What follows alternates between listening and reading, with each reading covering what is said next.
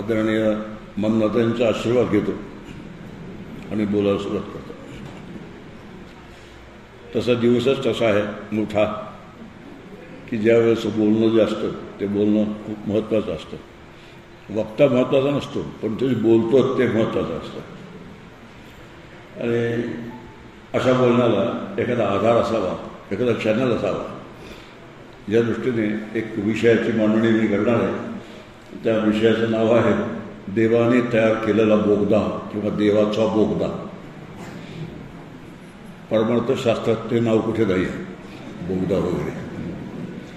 पण मानसशास्त्र ज्याला म्हणतात, त्या मानसशास्त्रामध्ये टनलिंग इफेक्ट नावाचा एक इफेक्ट सांगितला की माणसाचं जे मन असतं ते एखाद्या टनलमध्ये असलेल्या शिरलेल्या माणसाचं असतं आणि ते त्या बोगद्याच्या पलीकडे काही विचारच करत नाही. असा जो काही बोगदा आहे तो देवाने आमच्यासाठी तयार करून ठेवला आहे. एक प्रकारे तो आमच्यासाठी रचलेला सापळा आहे. त्याने असं का करावं, सापळा तयार का करावा, त्या सापळ्यातून बाहेर जायचे उपाय का सांगावे, त्यासाठी व्यक्तीची नेमणूक का करावी, हा खेळ जो आहे हा खेळ त्याने का केला सुरू, असं विचारायला आपलं शिष्टमंडळ तिकडे गेलं तरी त्याचा काही उपयोग होणार नाही. हा जो खेळ आहे तो खेळ गृहीत धरून आपण आपल्याला काय जमेल आणि मग त्याला जे अपेक्षित आहे त्या अपेक्षित आपल्याला कसं करता येईल याचा विचार करता येईल. काय अपेक्षित आहे त्याला आमच्याकडून, काय फळं फुलं नारळ उदबत्ती अगरबत्ती प्रार्थना, हे ठीक आहे, हे सगळ्या गोष्टी आहेत, ह्या गोष्टी आहेतच, पण ह्या दुय्यम गोष्टी आहेत. आमच्याकडून त्याला अपेक्षित असं आहे की आम्ही तोच व्हावं, त्याच्यासारखं व्हावं असं नाही, आम्ही तोच व्हावं अशी त्याची अपेक्षा आहे. आणि खेळ मांडला ही गोष्ट खरी आहे. सगळ्यांना आमच्यापासून दूर केलं, आपल्याला त्याच्यापासून दूर केलं आणि मग पुन्हा त्याच्याचसारखं व्हावं, तोच व्हावं असा एक खेळ त्यांनी मांडला. आता या खेळामध्ये आपल्याला खेळायचं असेल, खेळाबाहेर जायचं नसेल, बाद व्हायचं नसेल तर काही विचार करावा लागतो. आणि जर विचार केल्यानंतर त्या विचारासाठी आधार म्हणून देवाचा बोगदा या नावाचा एक विषय आहे. दोन अर्थ होतात, देवाने आपल्यासाठी तयार केलेला बोगदा आणि देव या संकल्पनेचा एक बोगदा आहे. व्यवस्थित विचार केला तर देवी संकल्पना जी आहे ती एक बोगद्यासारखी झालेली आहे आणि देवाने तयार केला हा बोगदा आहे. अनंत सृष्टी जी आहे त्या अनंत सृष्टीची आव्हानं जी आहेत आपल्याला, ते सगळी सृष्टीची आव्हानं जी आहेत त्यांनी आपल्यासाठी निर्माण केली की कशासाठी मन आपलं डिस्ट्रॅक्ट व्हावं, तिकडे आकृष्ट व्हावं आणि त्याच्या नादाला लागू नये. आता ही एक कमालच आहे. त्याची अपेक्षा अशी आहे की आम्ही त्याच्याशी इकडं व्हावं आणि त्याच्या नादाला लागू नये म्हणून व्यवस्था करून ठेवली आहे. ही काही पुस्तक गोष्ट आहे, त्यातून आपल्याला मार्ग काढायचा आहे.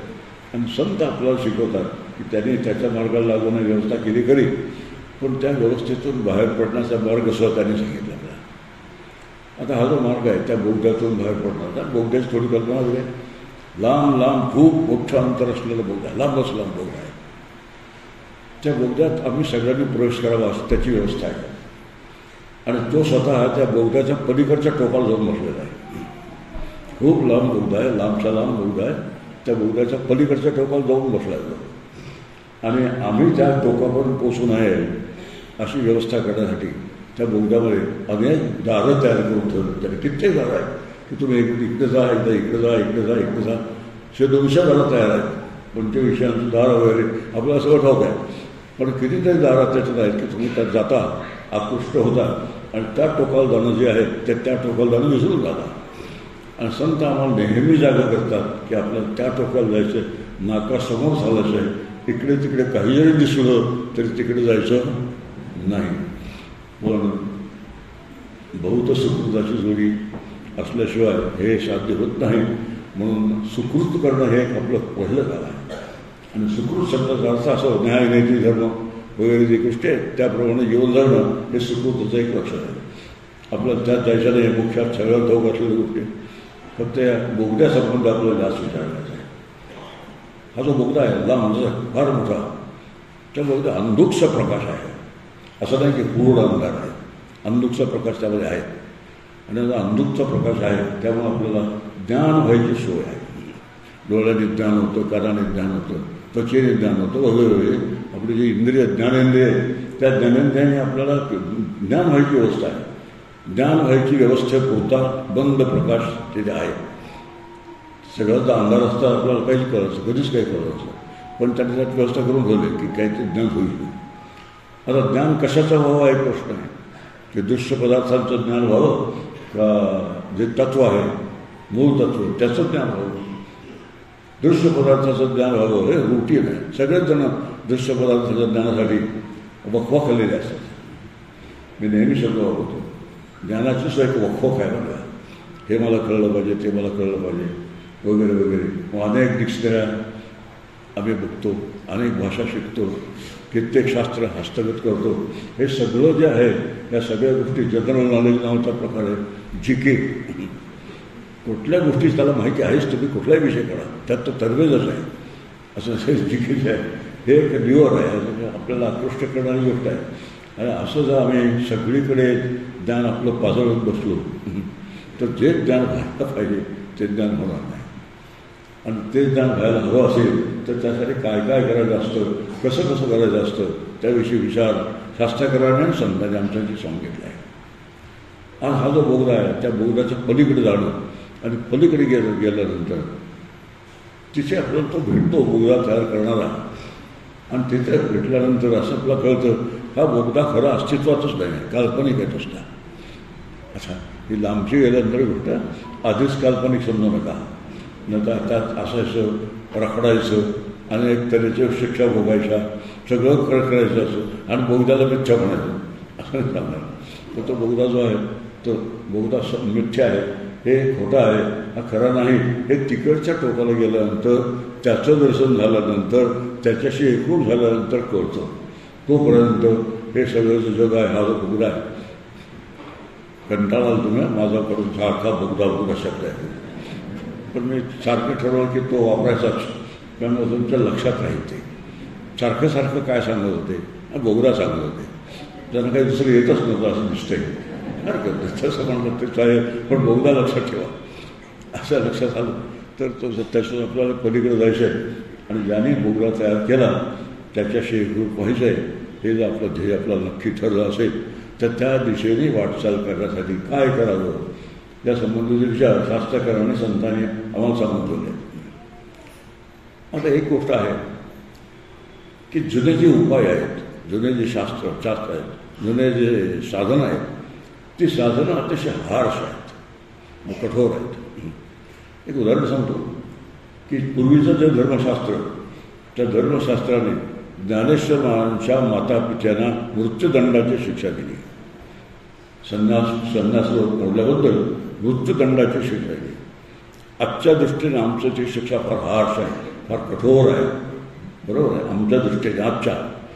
पण त्या काळाचा लक्षात किंवा आपण 800 वर्षापूर्वीचा विचार केला तर त्यावेळेचं जे धर्मशास्त्र आहे त्या धर्मशास्त्रानुसार अशी शिक्षा देणं आवश्यक होतं असं आपल्याला आता स्वीकारावं लागेल. काही जण म्हणतात एवढी मोठी शिक्षा घ्यायची आवश्यकता होती का, त्याला पुष्कळ पर्याय होते. त्या पर्यायांचे सुद्धा लेख आलेले आहेत, ते मी वाचलेले आहेत.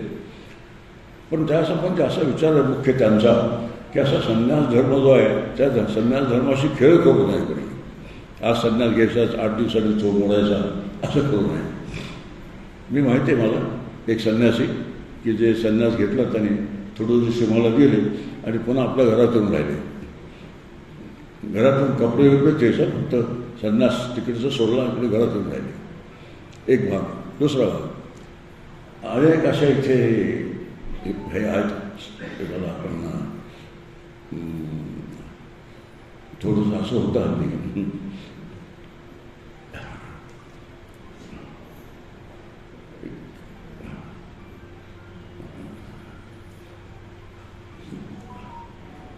अनेक संस्था आहेत म्हणजे आपण त्या संस्थेने काय झालं, त्या संस्थेचे संन्यासी आहेत. त्या संस्थेच्या संन्यासाने संन्यास मॉडिफाय केला आहे.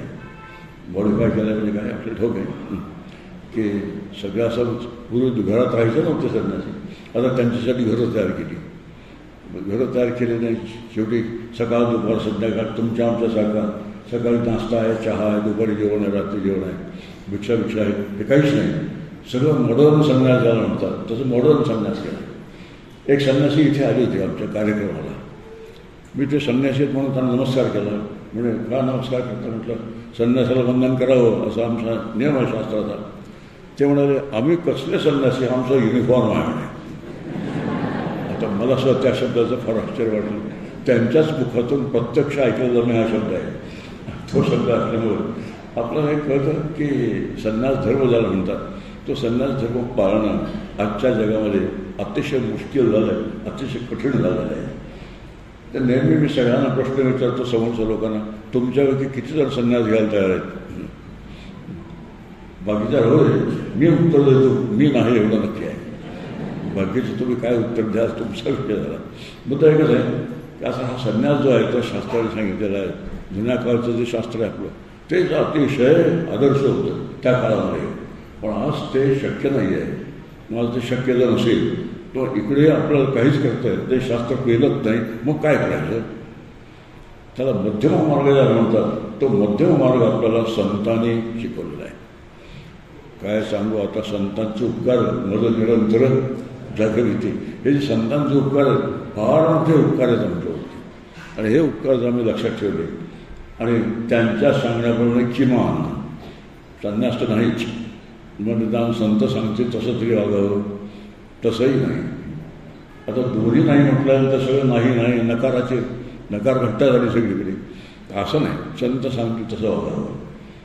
आता तुकाराम महाराज आम्हाला संन्यास पाळण्यासाठी, संन्यास धर्म पाळण्यासाठी काही युक्त्या सांगतात. त्यांच्या युक्त्या ज्या आहेत त्या युक्त्या आपण त्यांच्याच अभंगात लक्षात घेऊया. ते म्हणतात नाम म्हणे ग्रासोग्रासी तोच जीवीला उपवास. एक अभंगच आहे त्यांचा. आता उपवास करा हा एक आपला अनेक क्रिया आहेत, आपला नियम सांगितले. त्या नियमातला आहे भाग आहे की उपवास करा, उपोषण करा वगैरे. अनेक जण तुमच्या आमच्यापैकी उपवास करतातही. एकादशी व्रत करणारे पुष्कळ लोक आजही आहेत. ते कठोर सांभाळणारे लोक आहेत, ते मोडणारे लोक आहेत, मधून विसरणारे लोक आहेत, सगळे प्रकार आहेत.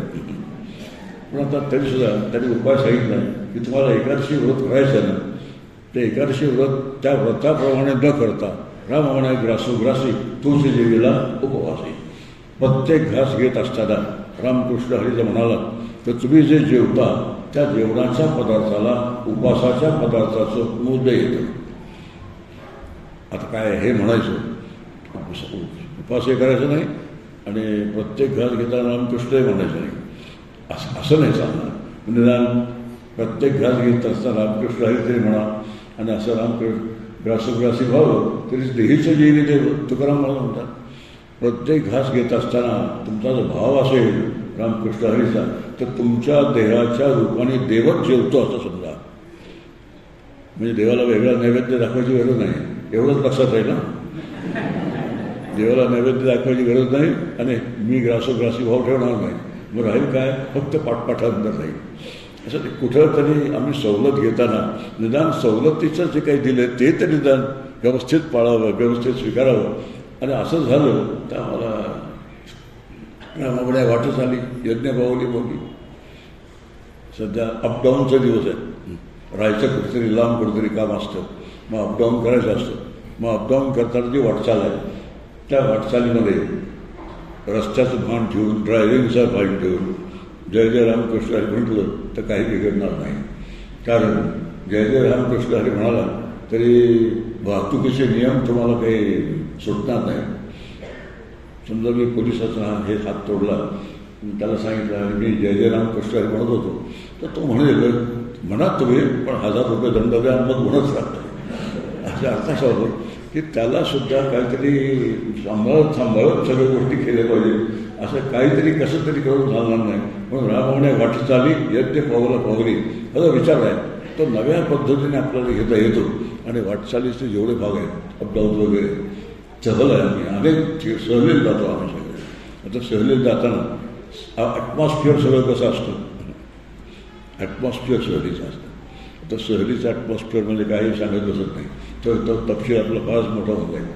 तर ते अक्षर तसं वातावरण ठेवताना रामकृष्ण हरी म्हणून जर सहलीला गेले तर सहलीचा आनंद मिळेल आणि रामकृष्ण हरी म्हणून म्हणता येईल. रामाने वाट चाली यज्ञ पावली रामाने करिता धंदा सुख समाधी त्याचा. किती छान गोष्टी सांगितल्या. एक अभंग आहे पण त्याने आम्हाला किती सवलती देऊन ठेवले. आणि सवलत दिली शब्दाचा अर्थ आहे की आमची जी आजची जीवनपद्धती आहे ती जीवनपद्धती तशीच ठेवा, पण ती तशीच ठेवल्यानंतर आतमध्ये मात्र तुमची मनोरचना जी आहे ही मनोरचना वेगळी असली पाहिजे, ती मनोरचना सांभाळता यायला पाहिजे. रामवाणी कीर्ता धंदा सुख समाधीचा सदा. आता ह्यामध्ये सुद्धा विचार करून केलं पाहिजे. नाही तर शाळेत शिक्षक आहे, समजा शाळेत शिक्षकाचा व्यवसाय आहे, रामवाणी कीर्ता धंदा. उभा राहिल्यानंतर विषय न शिकवता जय जय रामकृष्ण हरी म्हणाल तर नोकरी टिकेल का जाईल? असा फार व्यावहारिक विचार करावा, व्यवस्थित विचार करावा.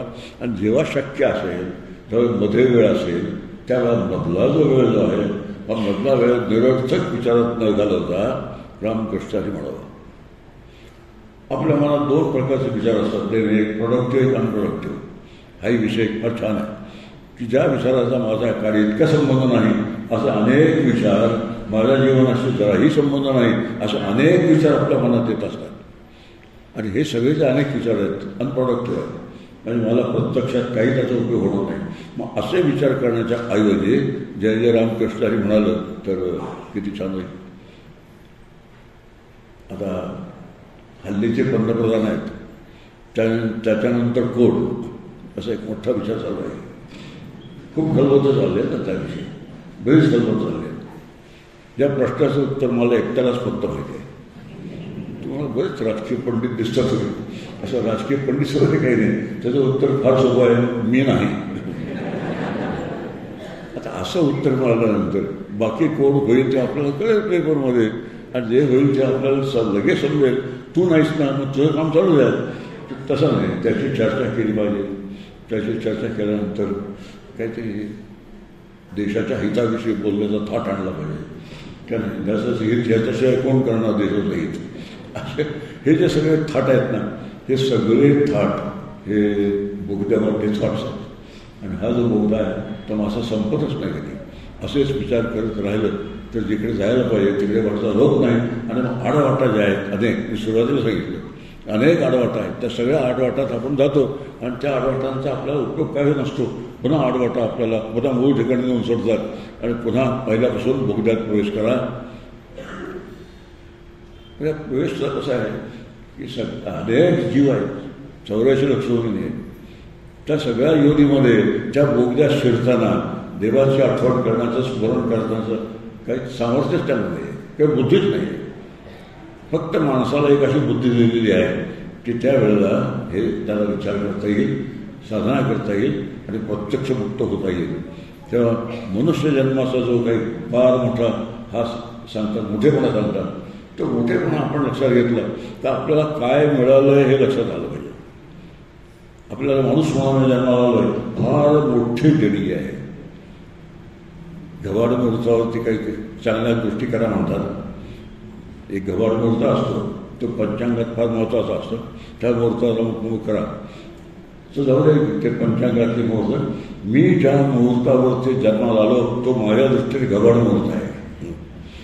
आणि अशा गव्हाड मुहूर्तावर मी जर जन्माला आलो असेल तर या जन्मात आल्यानंतर काय करावं हे जे आपल्याला शास्त्रकार सांगतात, संत सांगतात, कळवळून सांगतात, आपल्या हितासाठी सांगतात, तेवढंच आम्ही ऐकलो तर या बोगद्याच्या पलीकडे जायला वेळ लागणार नाही. पण आम्ही जर ऐकलं नाही आणि आपल्या 3 गुणांच्या वाटणीप्रमाणे काहीतरी करत राहिलो तर मग जे व्हायचं ते होणार आहे.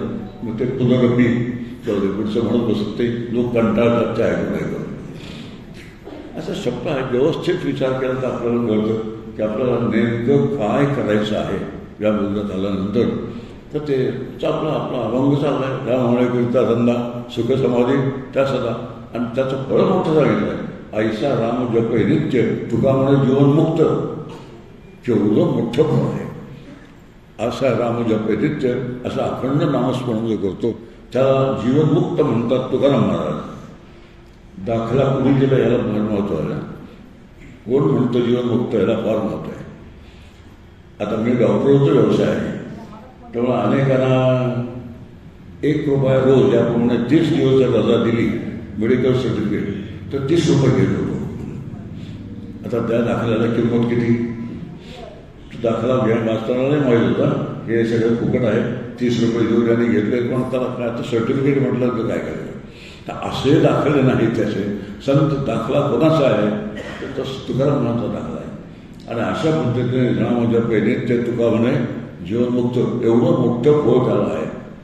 म्हणून मी मगाशी उदाहरण केलं की जुन्या आपले ऋषी आणि आजची आमची परिस्थिती याच्यामध्ये एक आपली सोय आहे, आपली व्यवस्था आहे, ते म्हणजे आपले संत आहेत. आणि त्या संतांनी आपल्यासाठी जे सांगितले ते तरी किमान अतिशय मनापासून आपण जे केलं, लक्ष देऊन जे केलं, खरंच केलं, जसं केलं पाहिजे तसं केलं, त्यात पळवाटा न सुद्धा जर केलं तर ते जे म्हणतात तो पलीकडचा जो टोक आहे त्या टोकाला आम्ही गेल्याचं वाटत नाही. आता असाच विचार येतो, कारण काही गोष्टी असतात अशा की त्या बोगद्याला जे मी म्हणालो बाकीच्या वाटा असतात, तर त्या वाट्यातली एक वाट अशी आहे, काळजी नावाची वाट आहे. बोगद्यातून सरळ प्रवास करण्यासाठी काही न करण्यासाठी काही केलं पाहिजे तो विचार आपला चाललेला आहे. काळजी नावाची एक वाट आहे, आडवाट अशी. ते बोगदा तिकडे राहतो टोकच्याचं, देव तिकडे राहतो, काळजी इकडे राहतात. पण पुष्कळ वाट लांब लांब लांब घेऊन जातात त्या आणि पुन्हा पहिल्या ठिकाणी आणतात. काळजी नावाची एक वाट आहे. एक विधान करतो, काळजी नावाची जी काजळी आहे ती काजळी जर अंतःकरणावर बसली तर आतमध्ये आत्मप्रकाश जो आहे त्या आत्मप्रकाशाचा कधीही होणार नाही. जसं कंदिलाच्या काचेवर काजळी असेल, दिव्याच्या काचेवर काजळी असेल, आत दिवा आहे पण प्रकाश दिसत नाही. तसं काजळी नावाचा एक दिवा आहे, काजळ आहे, जे आत्मस्वरूपाचं ते आवरण करतं आणि अंतःकरणाचे काजळी जर व्यापून गेलं तर आपला प्रकाश असलेला प्रकाश दिसत नाही. मग काळजी नावाची एक गोष्ट आहे, ती काजळीसारखं काम करते आणि काजळीसारखं त्यांनी जर काम केलं तर आपल्याला असलेला स्वरूप आपल्याला अनुभवायला येत नाही. आता थोडं काळजीचं तपासणी करूया. काळजी नावाची एक गोष्ट जी आहे ती सगळ्या प्रापंचिकांचं एक खास वैशिष्ट्य आहे. ह्याची ना त्याची, त्याची ना ती, ही ना ती, कुठली तरी काळजी करत बसलंच पाहिजे. तो काळजी करत नाही तो माणूसच नव्हे अशी व्याख्या याची पर्याय आता एक मोठ्या विचित्र पद्धतीने चालतं सगळं. मला एक सातत्याने मी सांगतो, काळजी हा कर्तव्याचा भाग नाही. आणि काय झालं, काळजी हा कर्तव्याचा भाग असं आपण जेव्हा वाटतं तर एखाद्या माणसाने जर काळजी केली नाही आणि ती काळजी व्यक्त केली नाही त्याला प्रपंचाची बिघडच नाही आहे. हा आपलं काम बरोबर करत नाही, कर्तव्य बरोबर करत नाही. याचा अर्थ असा, लोकांना सुद्धा अपेक्षा असते याने अशी काळजी करत बसावं, तोंड पाडून बसावं, चेहरा पाडून बसावं आणि दोघांनी मग शेअर करावी एकमेकाची काळजी आणि दोघांनी खड्ड्यात जावं. आता काय जीवन आहे आमचं, विलक्षण जीवन आहे. आणि असं विलक्षण जीवन आम्ही जगतो तर खरं म्हणजे असं जीवन जगण्याचं आपल्याला काय वाटली पाहिजे शब्द उच्चारत नाही. म्हणजे प्रत्येकाच्या मनात लगेच शब्द आला असेल तो काय आहे ते. तर अशी जी काळजी आहे त्या काळजीच थोडी तपासणी करूया आपण. काळजी करून कशात फरक पडतो, काळजी करून कशामध्ये फरक पडतो. आणि काळजी करून कशात जर फरक पडत नसेल, कशाला सोल्युशन मिळत नसेल, काळजीने परिस्थिती बदलत नसेल तर काळजी करूच नाही. हे साधं आहे, अगदी साधं कोणालाही पटण्यासारखी गोष्ट आहे. पण तरीसुद्धा काय पटण्यासारखी असली तरी आतून आतड तुटतं वगैरे बरे काय काय काय काय शब्द. साहित्यिक काय आमचे फार वैरी असतं ना, वैरी असण्याचं एकच कारण काळीच तुटतं, खटतं त्याचं, काळीच तुटतं, आतड तुटतं वगैरे वगैरे असे शब्द त्याने त्या मागमाग वापरले. त्या मागमाग वापरलं मला आपलं असं वाटतं अरे हे बरोबर आहे, आपलं असं काळीच काय झालं पाहिजे, फाटलं पाहिजे, फाटवा. आता हे काय जे जीवन आहे एक विलक्षण जीवन आहे. आणि असं जीवन जे आहे तरी आम्ही खुशाल म्हणतो याला जीवन आहे ना, हे कसलं जीवन. आणि असं जीवन जगू नये संत आम्हाला सांगतात. काळजी नावाची गोष्ट अजिबात करू नका, कारण काळजीने जर प्रश्न सुटत असते, लॉजिक काळजीने समस्या सुटत असत्या, प्रश्न सुटत असते, जगामध्ये एकही काळजी राहिली नसती, एकही समस्या राहिली नसते. ज्या अर्थी काळजी चालू समस्याही तशीच चालू, त्या अर्थे काळजीचा काही उपयोग नाही असं कोणत्याही शहाण्या माणसाला लवकरात लवकर पटलं पाहिजे. आणि पटल्याप्रमाणे आणि त्याप्रमाणे काळजी सोडून दिली पाहिजे. पण एक आहे, प्रपंचामध्ये काही नाटकही करावं लागतं, कौशल्य असतं. परमार्थाचं सादर करणे कौशल्य आहे. मला जरी आतून काळजी वाटत नसली, अजिबात मी फिकीर करत नसलो काळजी करत असलो तरीसुद्धा योग्य वेळेला दाखवावं. काय मी थोडीशी काळजी करतोय, चेहरा थोडासा फाडून बसावं, किंचित असं थोडं नाटक त्याला म्हणतात, तर नाटक करावं म्हणजे समोरच्याला वाटतं हां हाही काळजी करतो ना, आपल्यातच आहे. ही साधना आहे आणि साधनातल्या योग्य आहे. या साधनातल्या योग्य जर आपल्याला कळल्या तर घरही व्यवस्थित चालतं. घरातला घटक बिया असा घरच्या लोकांना खाते, आपल्यातला कुठच्या बाहेरचा आहे, लांबचा आहे असं नाही, तर आपल्यातलाच आहे असं वाटतं आणि आपल्यातलाच आहे म्हटलं की स्वीकारतात ते, तो त्रास होत नाही आणि आम्ही आउटकास्ट ठरत नाही. म्हणजे जातीभाज्या आपल्याला काढत नाही ते. आपले असं सगळे विचार करा आणि असे विचार केल्यानंतर एक सुंदर साधनेचा मार्ग आमचा तयार होऊन आलो आणि असा साधनेचा मार्ग तयार झाल्यानंतर आपलं पुढची जे वाट आहे, बौद्धाचं तिकडचं लोक आहे, तिकडे जाऊन बसलेलं आहे, तिकडे जाणं सोपं होतं. मग हे जे नामस्मरणाचं अतिशय फार मोठं महात्म्य आपल्याला सांगितलं जातं, त्याचं लाईटली घेऊ नका. फार मोठं साधन आहे ते आणि नामसाधना हा साधन अतिशय महत्त्वाचं फार मोठं साधन आहे आणि ती तडजोड नाही केलेली आहे. ती एक आणखी गोष्ट आहे की तडजोडीची भावना जी असते ही तडजोडीची भावना ठीक नाही. कारण मी काहीतरी कमी दर्जाचं करतोय, काहीतरी खालच्या दर्जाचं करतोय आणि खरी साधना जी कुठल्या कुठे राहून गेली असं जरासुद्धा वाटू देऊ नका. नामसाधना ही उत्कृष्ट साधना आहे, सर्वोत्कृष्ट साधना आहे. किंबहुना चालू जी घडी आहे, चालू जे योग आहे, त्या चालू युगाला अतिशय श्रेष्ठ दर्जाची साधना आहे आणि ते दर्जेचं दर्जेदार ठेवण्याचं काम आणि दर्जेदार त्याचा दर्जा समजावून घेण्याचं काम आम्ही केलं पाहिजे. आता नामसाधना करताना, नामसाधना स्मरण साधन जे आहे ते साधना करताना कशासाठी करायचं आहे? पलीकडे बोगद्याच्या जायचं आहे, बोगद्याच्या पलीकडे जायचं आहे, तिकडे तो बसलेला आहे. कोण बसलेला आहे? ज्याने हा बोगद्याचा भ्रम तयार केला तो. आणि अशा बोगद्याच्या भ्रमाला सत्य मानणारे भ्रमिष्ठ तुम्ही आम्ही आहोत. आता सगळे आपली स्वतःची तपासणी करावी. स्वतःची तपासणी केल्यानंतर एक लक्षात येतं, तिकडच्या टोकाला जायचं आपल्याला. तिकडच्या टोकाला जाण्याच्या दर्जाचं नाव आम्ही घेतलं पाहिजे. ही खूप महत्त्वाची गोष्ट आहे. आणि तिकडच्या टोकाला जाण्याचा दर्जा नामस्मरणाचा समजायचा असेल, साधायचा असेल तर नाम कसं घ्यायचं त्याचं थोडंसं समजून घेणं आवश्यक आहे. आणि ते घेताना किती गोष्टी समजावून घ्याव्या लागतात. कुठेही गेलं तरी समजावून घ्यायचा भाग आहे.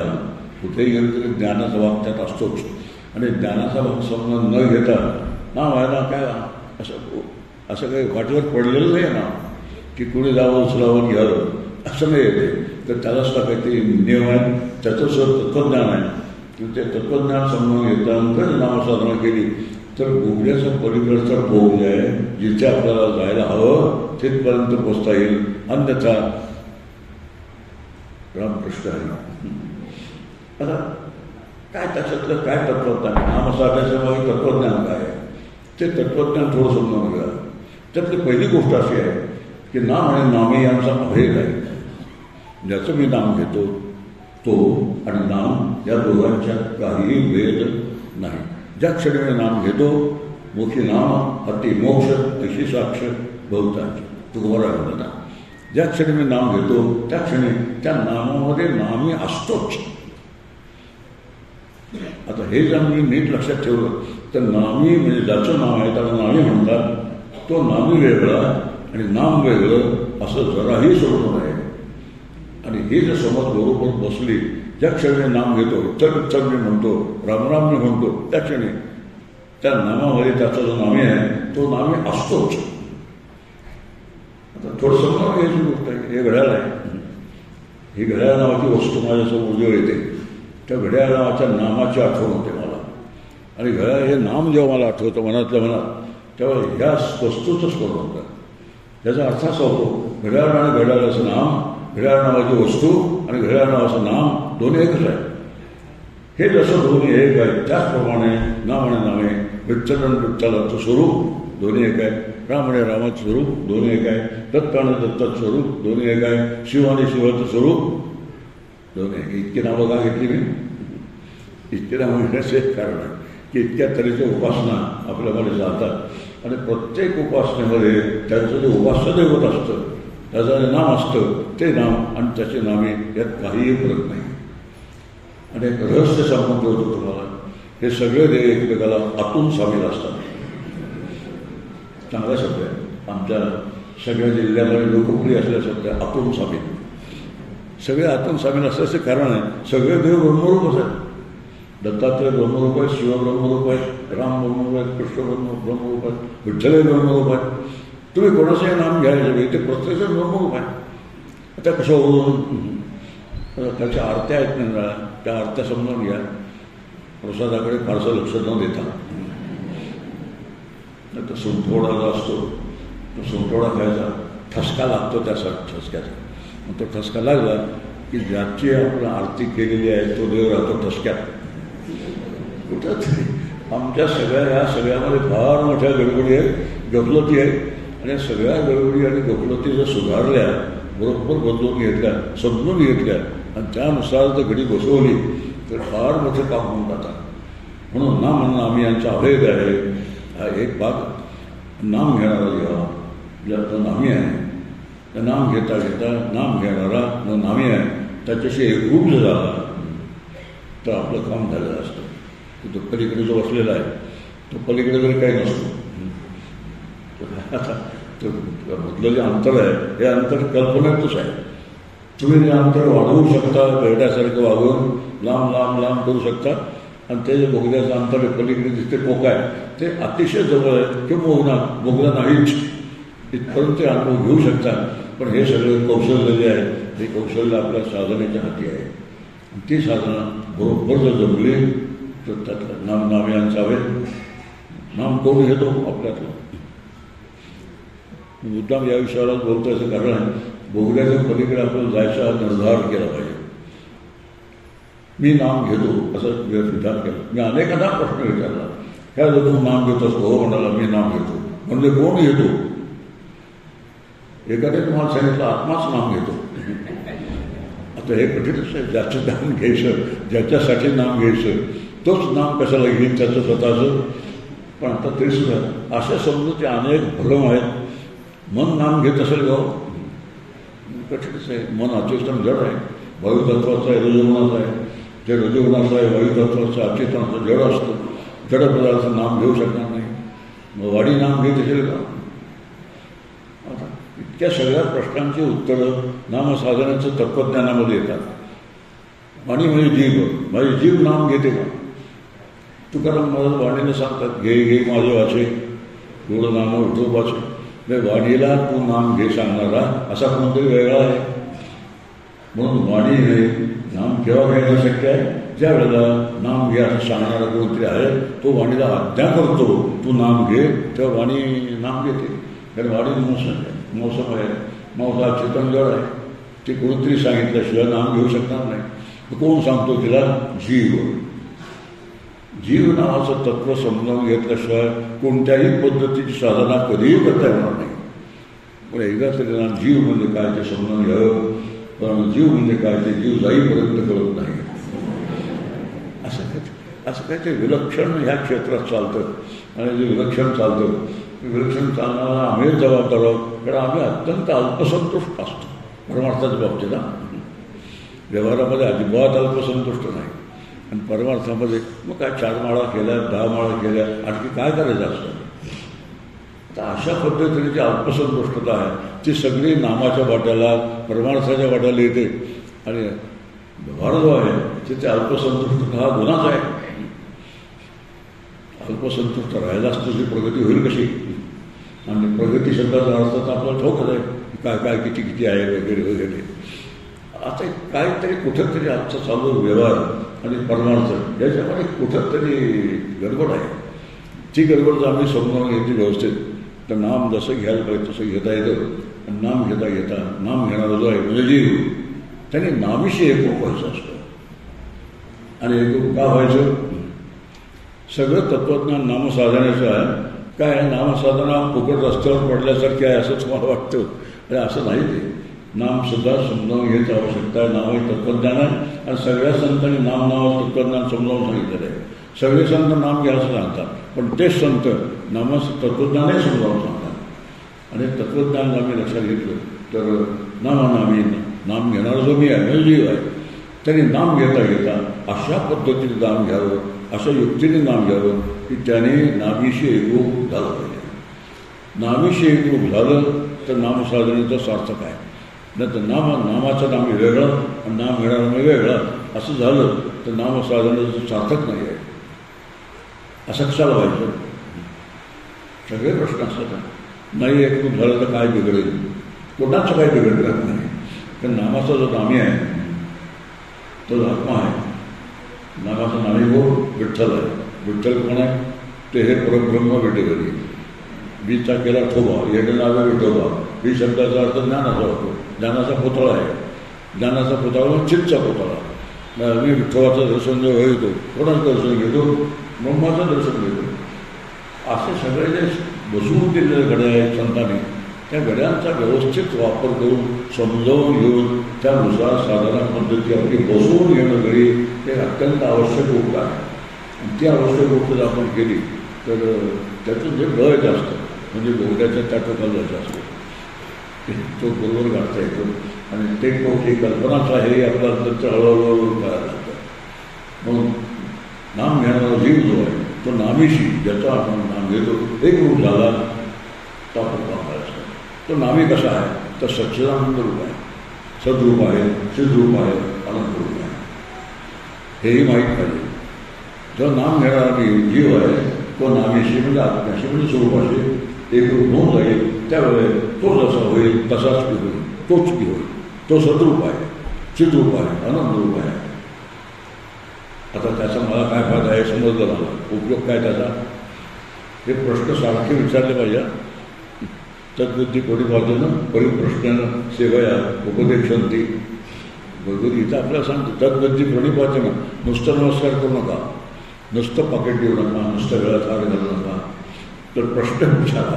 आणि प्रश्न असतात ते स्वतःच्या हिताचे प्रश्न विचारा. प्रपंचातले प्रश्न विचारू नका. तर आता माझ्याकडे पुष्कळ तो प्रकार आहे. तरी मी प्रकार तो कमीत कमी ठेवल्यामुळे माझं नुकसानही झालं त्याच्यावर. असं आहे, या प्रश्नांची उत्तर देणारे असतात ना त्यांच्यासमोर कारच्या रांगा लागलेल्या असतात आणि माझ्या घरासमोर बैलगाडी सुरू होती नसते. काय सांगायचं? त्याचं एक कारण आहे. या अशा प्रश्नांची उत्तरं मी देत नाही आणि म्हणून अशी माझी परिस्थिती आहे. मुद्दा एक चालला आहे ते जे तत्व आहे नामी, जो नामाचा नामी आहे तो सद्रूप चित्रूप आनंदरूप आहे. तो सद्रूप आहे. तसा मी जर सद्रूप झालो तर सतचं लक्षण काय आहे? ते काला बाधित असतं त्याला सत म्हणतात. त्याने काळात ज्या बाधित असतं त्याने काळात जे कधी नष्ट होत नाही त्याला सत्य असं म्हणतात. शरीर माझं कसं आहे? आता आधी पंचायत आली फराळच वाढदिवस झाला मला. तेव्हा शरीरासमोर ते विचार केला हे शरीर जे आहे हे काही वर्षापूर्वी नव्हतं, आज नक्की आहे आणि काही वर्षानंतर नक्की तुम्ही म्हणा आतमध्ये म्हणायला सुद्धा नको वाटतं. आता ते असंच आहे. याचा अर्थ असा होतो की शरीर असंच आहे म्हणजे असंच आहे. त्याच्यामध्ये जे सत आहे दडलेलं ते जे सत मी असा अनुभव आला तर शरीर जाण्याची भीती वाटणार नाही. नाही तर सर्वांच्या मनात कोणती भीती असते? होय म्हणणार तर नाही म्हणा. त्याचे आम्ही भीत काही नाही म्हणणारा म्हणा पण ते म्हणणंच असतं नसतं. बाकी पार्श्वाचा चारसा नसतो. मग अशी जर भीती वाटायला नको असेल तर सतरूप तत्व जे आहे नावाचा नामे जो आहे तो सतरूप आहे. त्याच्याशी मी नाम घेता घेता एकरूप झालो आहे. एकरूप झाल्यामुळे तो जसा आहे तसा मी झालो आहे. तो जसा आहे तसा मी झाल्यामुळे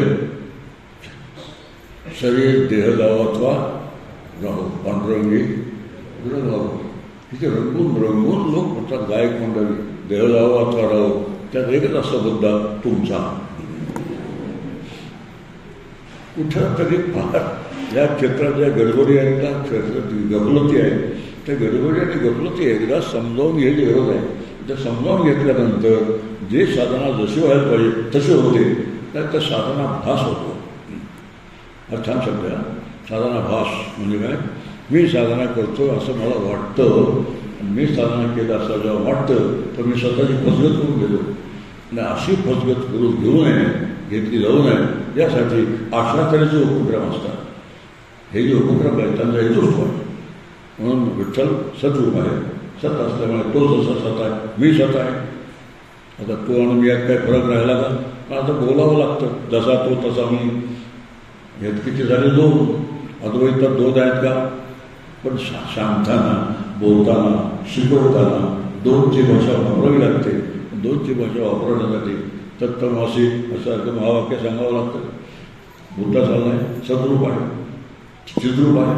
चित शब्दाचा अर्थ ज्ञान असा होतो आणि चित शब्दाचा ज्ञान असाचा अर्थ ज्ञातून ज्ञान नाही, हे ना नुसतेही वेगळा ज्ञान.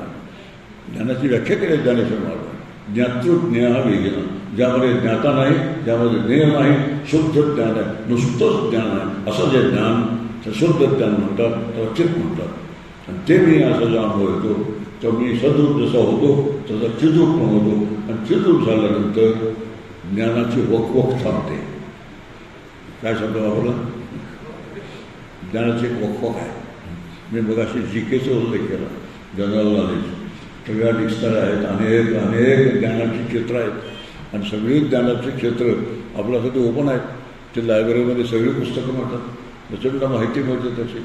आणि तिथे टी व्हीवरती कुठलं एक आहे म्हणतात चॅनल, त्या चॅनलवर तर काय सर्वज्ञ चॅनल आहे. आणि चॅनलवर आम्ही घेऊन बसलो आणि त्याच्यात अडकून बसलो स्वतःला. तर मग ते रामकृष्ण हरी जे आहे ते रामकृष्ण हरी सगळे पुढे जाईल. मग चित्ररूप जो आत्मा आहे ते जे तत्व आहे ते मी आहे असा अनुभवाला ज्ञानाची वकवक थांबते.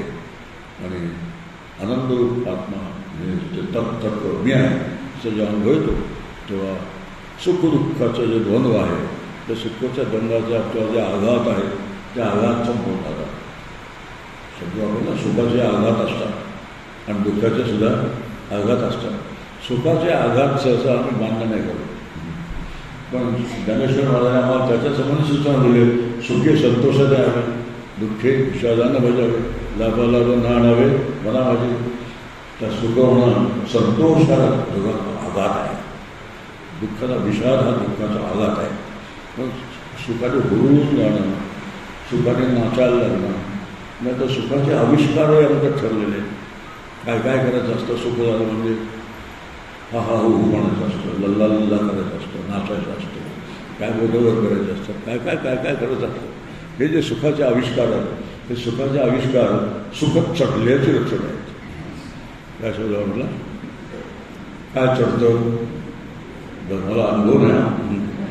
आता सुखत काहीतरी चढतं असं म्हणतात, तसं सुखही चढतं, दुःखही चढतं. चढलेलं दुःख तर आपल्याला सगळ्यांनाच कळतं, पण चढलेलं सुख जे आहे ते सुख कळत नाही आपल्याला. उलट सुख चढत केलं बरं वाटतं, बरोबर आहे. आणि सुखदुःखे समय कृत्वा लाभाचा बोध जे आहे ती काही गीता सांगते आपल्याला, ती गीतेच सांगता लक्षात येईल. आणि सुख आणि दुःख हे द्वंद्व आहे, ते द्वंद्व निघून जाईल. द्वंद्व निघून गेलं आनंद हे जर मूळचं स्वरूप आहे की ज्यामध्ये हेरकारे नाही.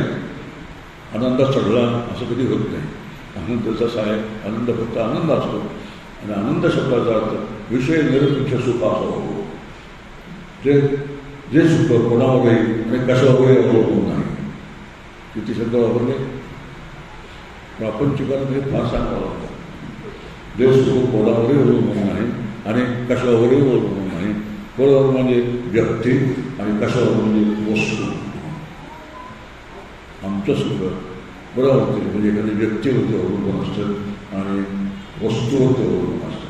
आणि जोपर्यंत माझं सुख या दोनवर अवलंबून आहे तोपर्यंत मी सुखरूप होण्याची कदापि शक्यता नाही. खूप समजावून घ्यायच्या गोष्टी असतात आणि या समजावून घ्यायच्या गोष्टी समजावून घेण्याचा जो धीर लागतो, जो वेळ लागतो, तो वेळ आणि धीर आमच्यामध्ये असेल ते सगळ्या बुद्धी सगळ्यात जवळ आहे. असं नाही काय ते जवळ आम्ही सगळे बुद्धिमान आहोत, निर्विवाद गोष्ट आहे. पण त्यासाठी वेळ द्यायला लागतो, धीर काढायला धरावा लागतो. आणि धीर आणि वेळ दोन गोष्टी दिल्या एक गोष्ट छान समजते. आपला विचार असं चालला आपल्याला की व्यक्ती आणि वस्तू. तर व्यक्तीवर जर सुखासाठी अवलंबून राहिलं तर काय होतं हे प्रापंचिकांना सांगण्याची अजिबात आवश्यकता नाही. त्याचा तपशील जराही सांगण्याची आवश्यकता नाही. ते सगळ्यांना छान माहिती आहे. हा असा निघेल असं वाटलं नव्हतं. हो एक क्षण एका मातेने माझ्या हॉस्पिटलमध्ये अनुभव मला हॉस्पिटलमध्ये खूप छान छान आले. छान नाही म्हणजे व्यवस्थित. एका आईने उद्गार काढले, मुलाला घेऊन आलो होती तपासायला. तपासल्यानंतर तो मुलगा गेला बाहेर आणि ती आई मला म्हणाली, हा मुलाला जन्मला बरोबर मी नरडेला का लावलं नाही असं मला वाटतंय. म्हणजे अगदी एक्स्ट्रीम केस झाल्या. जन्माला वेळेला मी का ठार मारला नाही असा अर्थ आहे. काय आता काय सुखाचं काय झालं, मुलगा झाला तेव्हा थोडा उत्सव केला होता, मोठा उत्सव केला होता. कारण पुत्रजन्मासारखं जगात काहीच नाही म्हणतात. आता असं असताना नरडीला नख लावलंच तर बरं झालं असतं हे जे वाक्य आहे ते सुखासाठी व्यक्तीवर अवलंबून राहण्याचं लक्षण आहे. आणि सुखासाठी वस्तूवर अवलंबून होत नाही. पण सुखाच्या वस्तू हे तर काय आमच्या रोजचंच आहे. नेहमी उदाहरण सांगतो, एक ठिकाणी गेलो, सोफा सेटवर बसलो. 2 लाखाचा सोफा सेट होता. कसा तरी बसलो बिचकत एवढा मोठा सोफा सेट आहे, किंमत फार आहे, कसं बसायचं त्याच्यावर बसलो मी कसं तरी. घरी आलो, माझ्या सोफा सेटवर बसलो, 5,000 रुपये.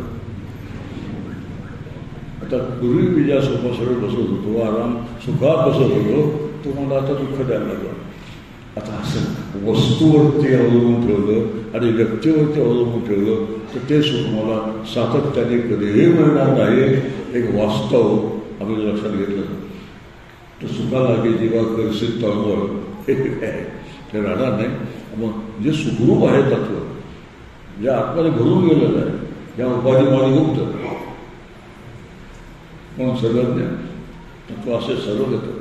ते कोण स्वीकारते, संत स्वीकारते. आणि अशा संतांनी ते तत्व स्वीकारलं म्हणजे अनुभव घेतला. आणि अनुभव घेतल्यानंतर मी तो अनुभव कसा घेतला ते आमच्यासाठी घेऊन ठेवला आहे. आणि तोच जसा मी घेतला तसं तुम्ही घ्या. संतांना एक बाण आहे, आपणासारखे करतील तत्काळ नाही काळ वेळ तयार नाही.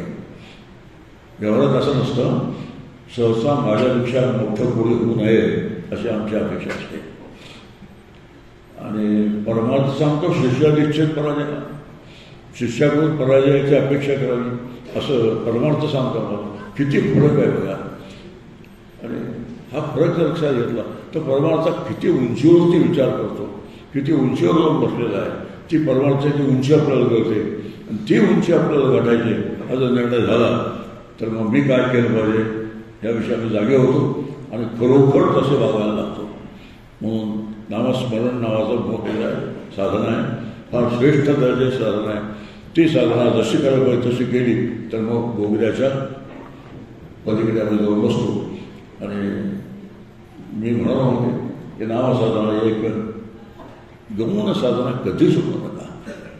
आम्हाला काय असतं, नवीन नवीन शब्द येतात आणि नवीन नवीन शब्द आल्यानंतर आम्हाला त्या नवीन नवीन शब्दाची भुरळ पडते.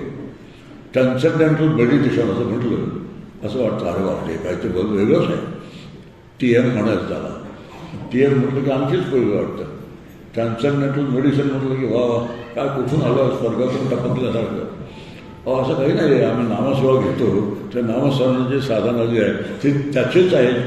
तर त्यांना हे कळलेलं असलं तर ना ते कशाला म्हणतात कोणाला माहिती, रामकृष्ण हरी, तर ती नाही आहे. अशा शब्दाने भुरळ करून इनर जर्नी म्हणतात. इनर जर्नी आहे काय, परमार्थ इनर जर्नी आहे. इनर जर्नी म्हटलं की आपल्याला वाटतं अरे वा हे काय ते वेगळंच आहे ते बरं का. असं काय नाही. इनर जर्नी वगैरे काय म्हणजे आतला प्रवास.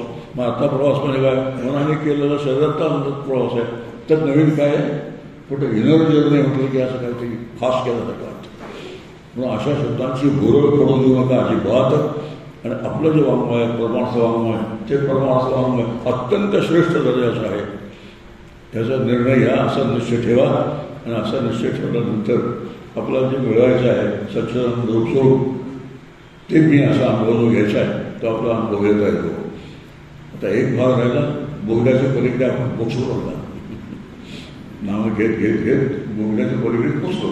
आता त्याचा जो प्रकाश आहे ज्ञानप्रकाश, तो ज्ञानप्रकाश संत भक्त व्यक्त करतात. उजेडी राहिले उजेड होऊन निवृत्ती सोपानं मुक्ताबाई किंवा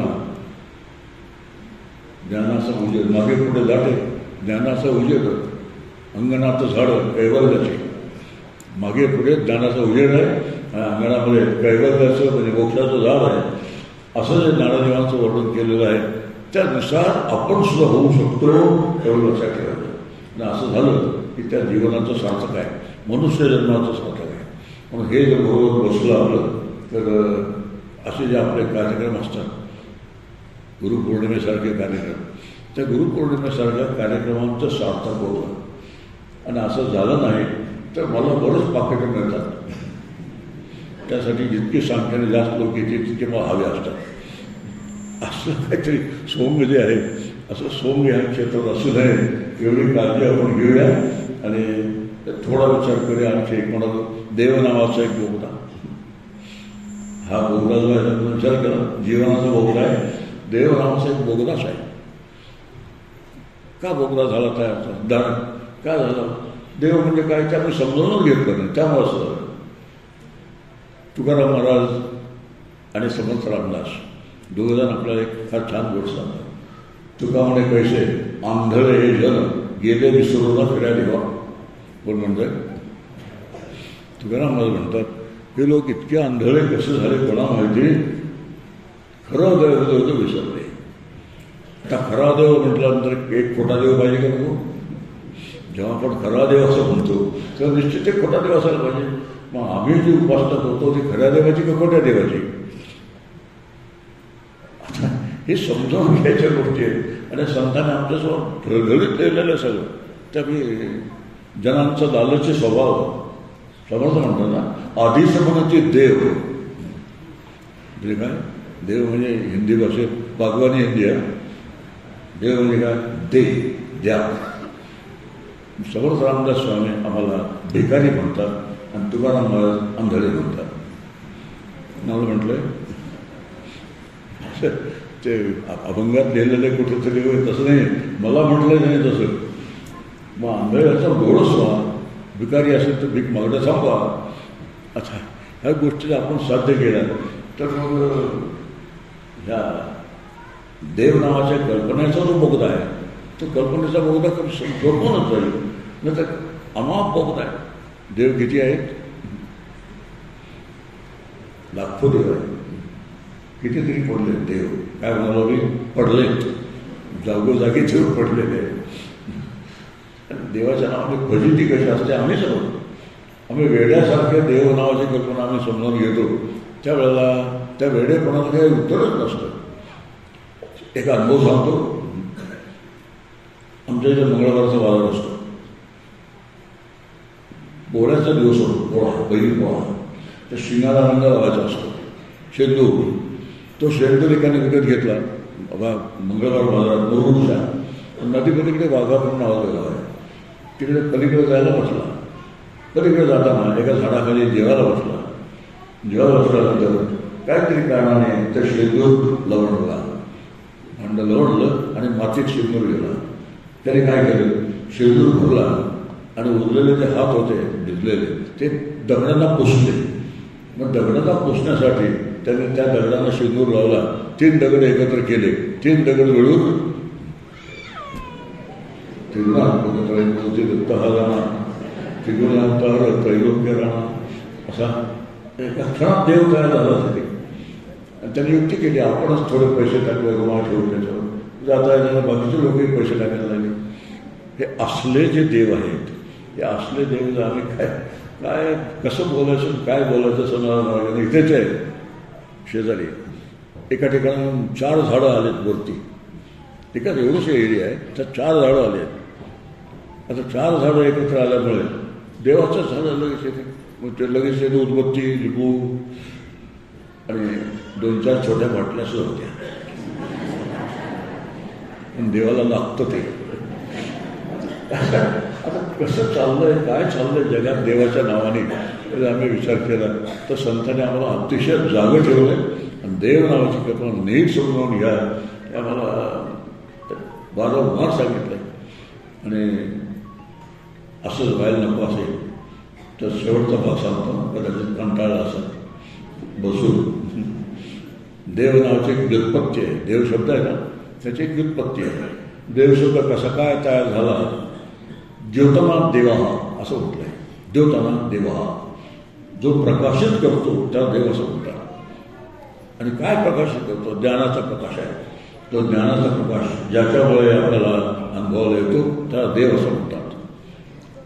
आणि असा जो ज्ञानाचा प्रकाश आहे, देवताना देवा तोच देव आहे, तो फक्त खरा देव आहे. आणि बाकीचे सगळे देव जे आहेत हे सगळे खोटे आहेत. आणि गेले विसरून खरा देवा असं जेव्हा तुकाराम मला म्हणतात आणि आंधळ्या नावाची पदवी देतात मला, त्यावेळेला तो जो खरा देव आहे ज्याने प्रकाशित होतं सगळं, तिकडे आम्ही लक्ष दिलेलं नाही, डोळेझाक केलेले असं अर्थ होतो. मग फार लक्ष द्यायला पाहिजे, अगदी जागरूक राहून समजून घेतलं पाहिजे प्रत्येक गोष्ट. आणि जागरूक राहून समजून घेत साधना केली पाहिजे. अतिशय डोळस साधना झालं म्हणतात ती जे केली तर मग देवताना देवा म्हणजे काय आपल्याला कळतं. आणि ज्यांनी प्रकाशित केलेलं आहे त्याला देव असं म्हणतात.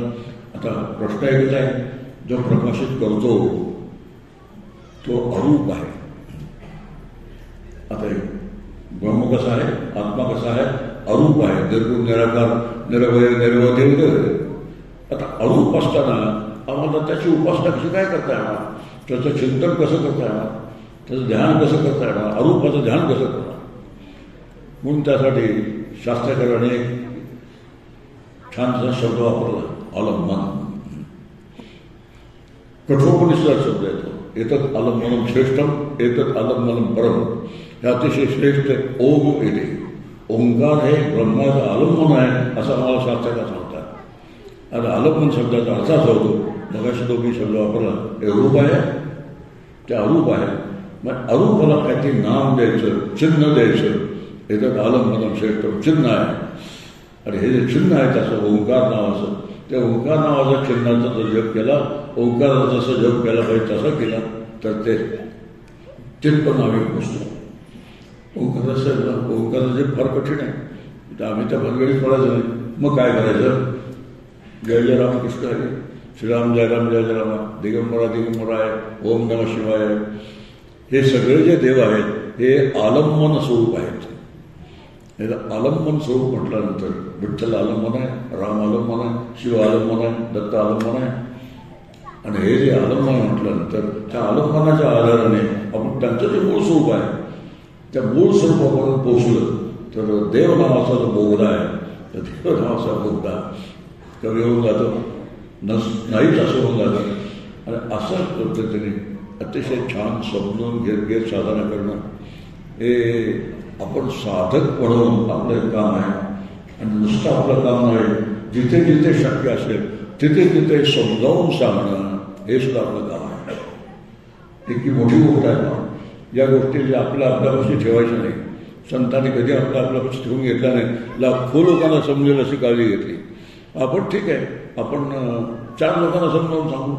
संबंधित कोण असतील घरातले 4 लोक, ते जर असं काहीतरी करत असतील तर आम्ही त्यांना थांबवू शकतो, रोखू शकतो, समजावून घ्या म्हणू शकतो, समजावून सांगू शकतो. म्हणून आपणही समजावून घ्यावं आणि सगळ्यांनाही समजावून सांगावं शक्य असेल तिथे तिथे. एवढं जर व्रत आम्ही घेतलं तर हे जे दोन्ही बोगदे आहेत त्यांनीच तयार केलेले प्रपंच नावाचा एक बोगदा आणि जसा त्याच्या संबंधीचे गैरसमज आहेत देवासंबंधीचे त्या गैरसमजांचा एक बोगदा. दोन्ही बोगदे नसल्यासारखे होतील आणि आम्ही केव्हा क्रॉस केले कळणार सुद्धा नाही. आणि पलीकडे गेल्याबरोबर लगेच तिचा फ्लॅश उजेड आहे, ज्ञानाचा उजेड तिथे आहे. बोगद्याची कल्पना सुद्धा तिथे शिल्लक राहणं अशी व्यवस्था आहे. आणि अशा पद्धतीने जर साधना बरोबर बसून घेतली, समजून उमजून बसून घेतली, व्यवस्थित अभ्यास केला, चिंतन केला आणि तोच अभ्यास केला फक्त माणसांचा अभ्यास न करता. काय मला काय सहज झाले, माणसांचा अभ्यास फार, परिस्थितीचा अभ्यास फार, शेजाऱ्याचा अभ्यास, गावातला अभ्यास, गल्लीतला अभ्यास, अनेक अभ्यास नसते अभ्यास आमच्या मागे लावून घेतलेले झाले. आणि सगळे अभ्यास थांबवले आणि खरा जो अभ्यास आहे तो जर केला तर मग आपली प्रगती होईल. आणि अशी प्रगती आपली हो अशा तऱ्हेचे आशीर्वाद आपण विठ्ठलाकडून, रामाकडून, दत्ताकडून, कृष्णाकडून, शिवाकडून पुन्हा यादी सांगतो त्यांच्याकडून आपली मागून घ्या. मंडळी हरे विठ्ठल.